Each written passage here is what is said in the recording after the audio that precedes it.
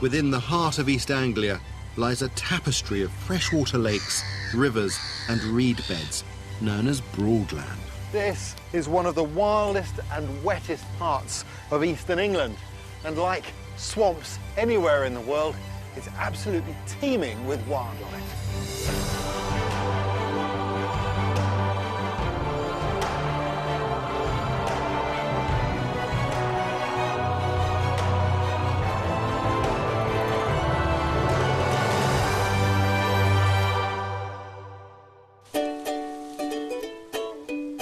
In this series, I'm visiting some of Britain's most outstanding areas of natural beauty to explore the fascinating wildlife that has made these places their home.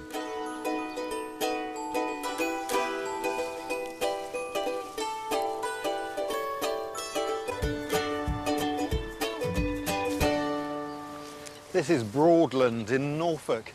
It's probably the densest of all the habitats I'll be visiting. This is one vast, low-lying wetland full of pools and ditches, dikes and fens. And surrounding and filling them is this, reed beds. And this holds a lot of wildlife secrets.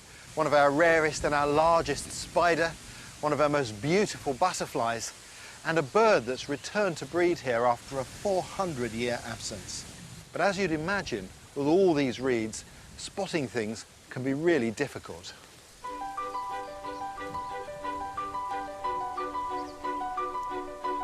This precious habitat covers an area of over 300 square kilometres on the boundary of East Norfolk and North Suffolk.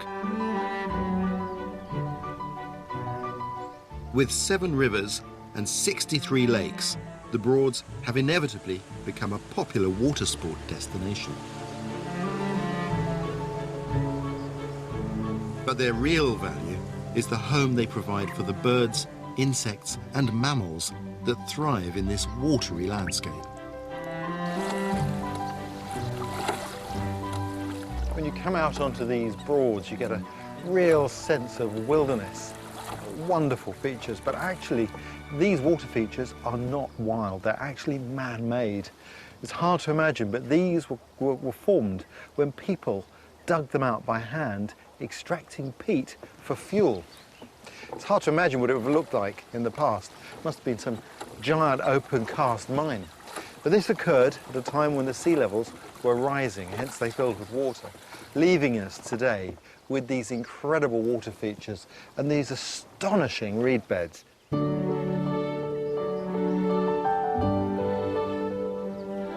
My first stop is Strumpshaw Fen, an RSPB nature reserve in the heart of the Broads. I find this habitat really exciting. It's a transition from wetland to dry, and the plant that's responsible for that transition is really this reed, the Phragmites here. You can hear it. There's a lovely sound as the wind passes through the dry leaves. It's fantastic habitat for wildlife. It's not wet, it's a little bit damp, and because of that, it's absolutely full of plant life. Take this plant, for example. This is milk parsley, and if you break the stem, it has milky sap, hence milk parsley. I'm looking at it because there is something that eats this plant that's very rare and very local. And the reason that the thing I'm looking for is so rare and local is this plant, because you don't find this elsewhere. But I can't send you on this one. Might take me a while. Milk parsley only thrives in wet fenland areas where it's occasionally submerged by water. Aha. Its importance lies in the fact that it's the only food eaten by the larva of our largest native butterfly. This is what I was looking for. This is the caterpillar that belongs to one of the most beautiful, if not the most beautiful British butterfly, the British swallowtail. These chaps, according to all the field guides, are supposed to defend themselves if they're disturbed by putting up 2 little orange things to give off the scent of rotting pineapple. Let's see if it'll do it. It is putting up two little things just behind its head. Almost like two horns. No, I don't smell any pineapple though. That is a really gorgeous caterpillar. It's only when I look at it through the hand lens that I can see just how beautifully marked it is. It's true of so much of nature. It's only when you take a really close look that you see what's really going on. Whenever I visit a place, there are always a few plants or creatures I'm hoping to seek out. But sometimes it's worth taking the time to just sit and immerse yourself. Nature is bound to throw up a few surprises.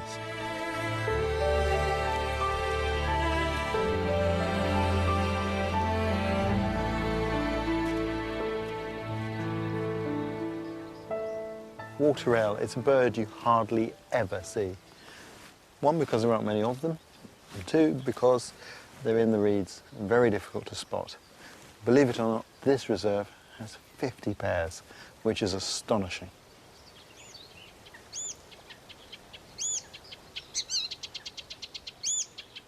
In the summer months, these wide Broadland skies are filled with birdsong. Perhaps the most distinctive is the chatter of the reed warbler, but seeing one is no easy feat. They're experts at gripping onto reed stems to catch the abundant insects with which they feed their young under the cover of the dense growth, a popular hiding place for fenland creatures. I'm dashing up here because I just saw a swallowtail butterfly. It was somewhere here a moment ago.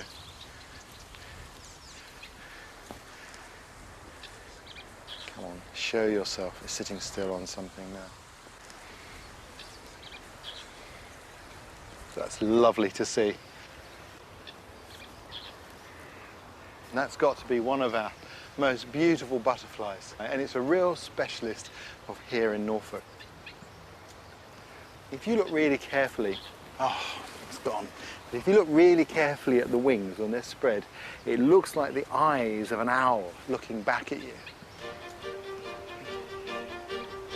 Wow, what a day.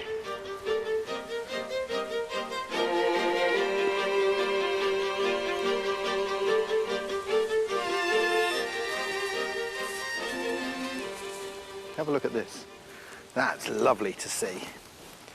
This bare patch of ground is a couch where a deer has laid. The slots are just over 2 fingers long, and these are the tracks of a Chinese water deer. As the name suggests, these deer like water, and they inhabit these reed beds. They're perfectly adapted for it. While it lay here, it had its feet on this side, and it was depressing this plant. The plant is slightly bruised and is creased just there where I think its leg was. And it had a nibble of this piece of reed, and it's left a stifling pattern in the ground that's very difficult to see. It's very faint, but only a Chinese water deer can leave that pattern because it has a particularly brittle, spiky fur. I'd really like to see some Chinese water deer while I'm here. It's a beautiful animal.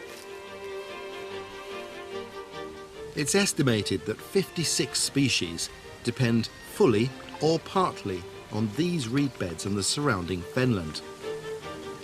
At a metre high, the common crane is Britain's tallest bird. They've recently returned here to nest after an absence of 400 years.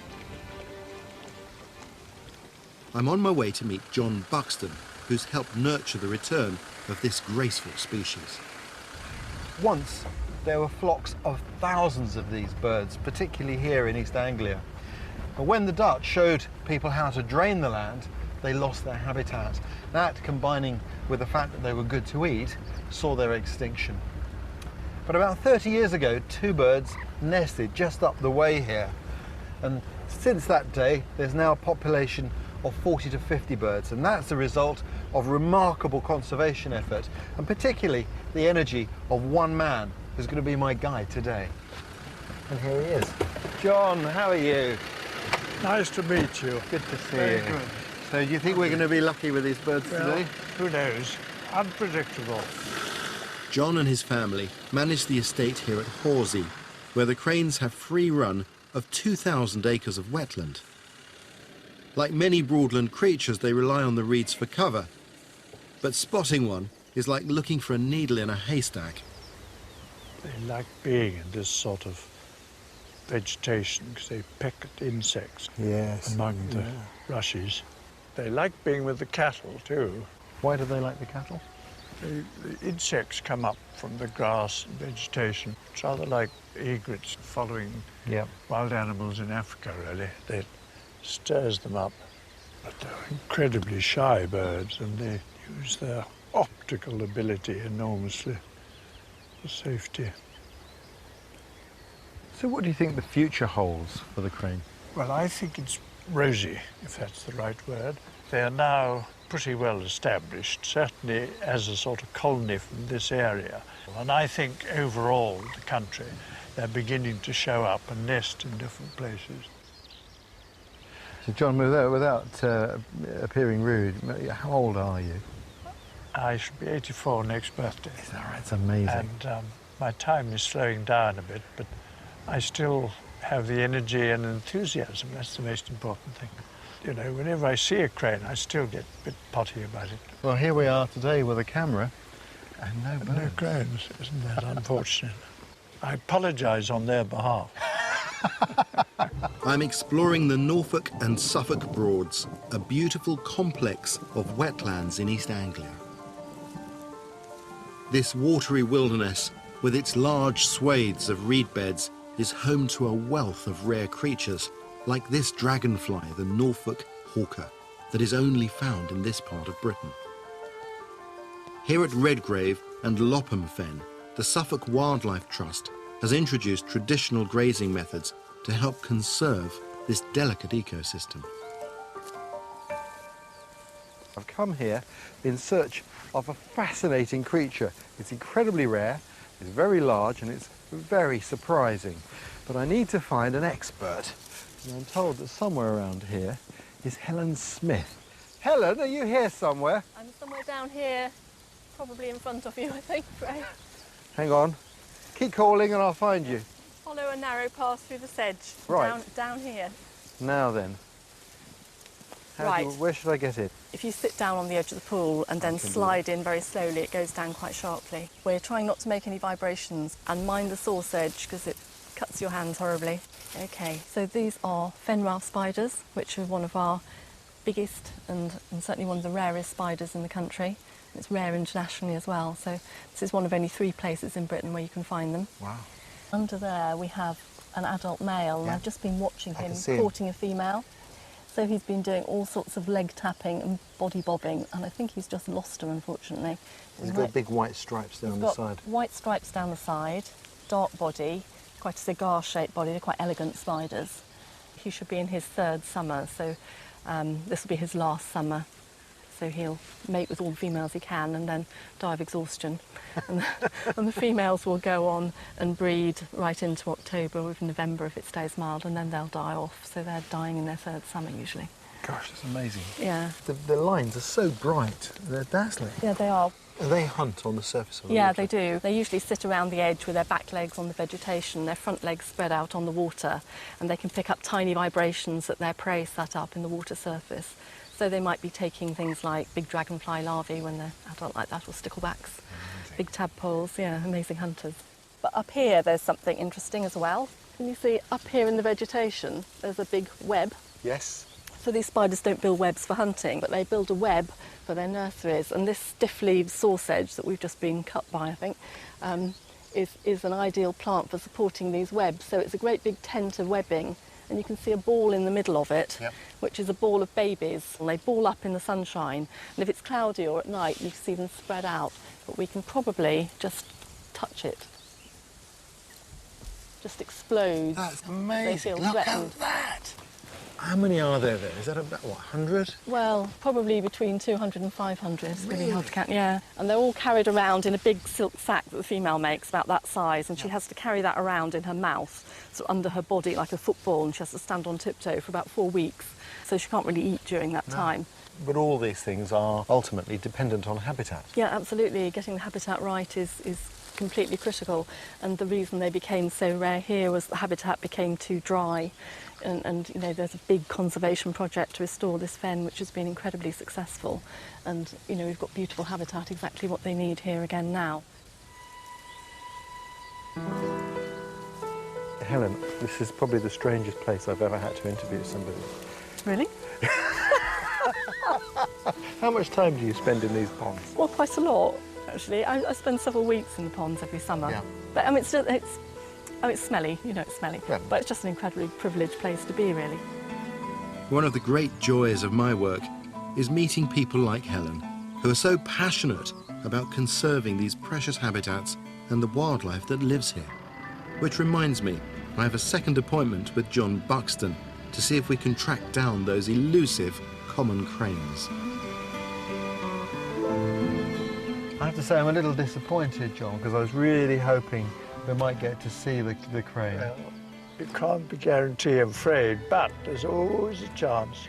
And we'll keep trying, and there's another place they might be. You're staking I'm game for another try, and you're staking your reputation now.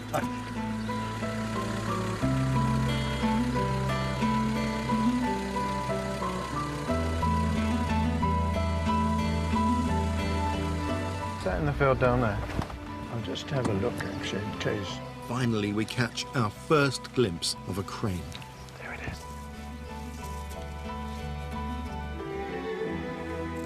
That's a fantastic thing to see. Such a beautiful bird. The black on the neck comes lower on the male than it does on the female.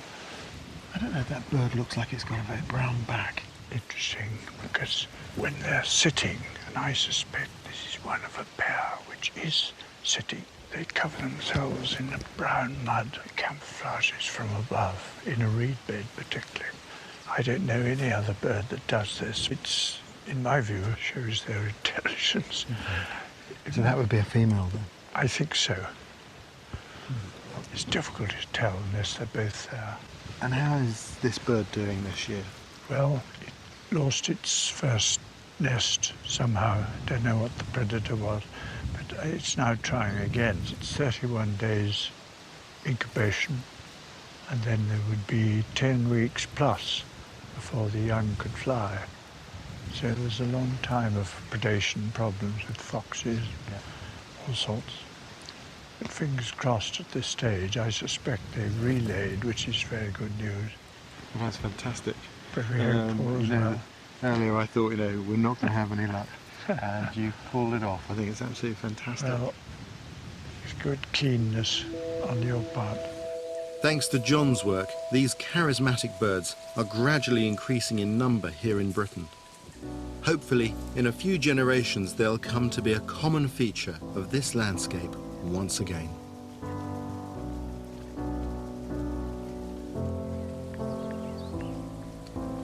Before I leave, there's one more Broadland inhabitant I'm hoping to track down. The best time for me to catch a glimpse of the Chinese water deer is at dusk, when a host of fenland creatures start to emerge.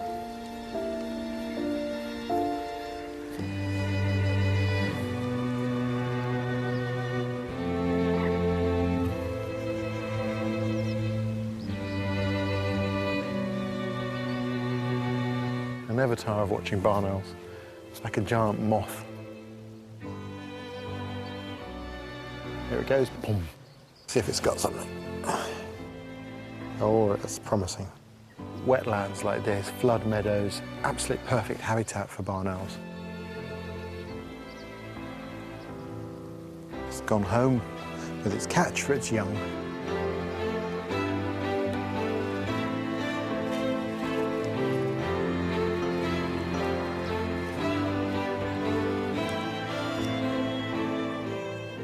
Chinese water deer. We can get closer if we move along here.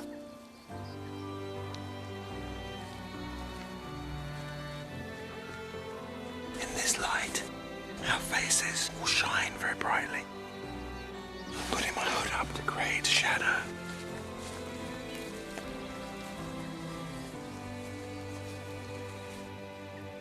It's a bug. With these animals, They don't have antlers, Chinese water deer. The males have extended canines, two great fangs hanging down like saber cats from the past. They're a very primitive deer. It's believed that these canines preceded the development of antlers. They're really lovely when they look up. They've got these dark, round, button eyes and really furry ears that makes them look like a teddy bear. But don't be misled. When the bucks fight in the autumn and the mating season, they can do terrible damage to each other with those canines. Across the field, a doe and her fawn are enjoying the last of the evening sun.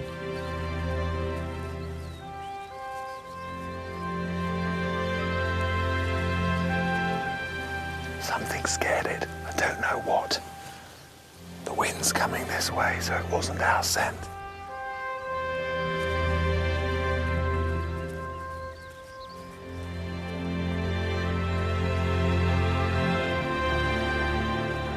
Just like that, they vanish.